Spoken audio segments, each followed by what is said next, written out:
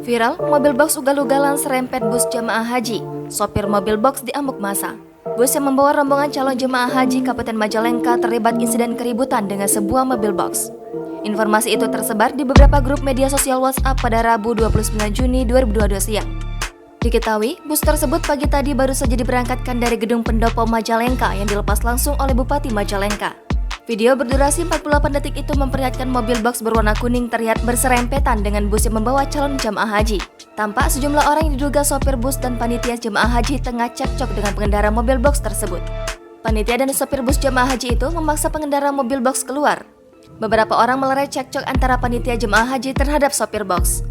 Saat dikonfirmasi, staf Humas Kementerian Agama Majalengka, Endang Mukmin membenarkan informasi tersebut. Ia mengatakan peristiwa itu terjadi pada pukul 9.40 waktu Indonesia Barat atau 10 menit setelah keluar dari pendopo Kabupaten Majalengka.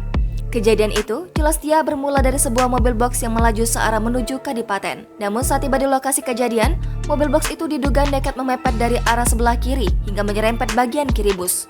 Beruntung, selepas kedua mobil berhenti, insiden itu tak berselang lama. Sopir box itu pun diketahui telah diamankan oleh Polsek setempat. Jangan lupa subscribe, share, komen, dan like ya.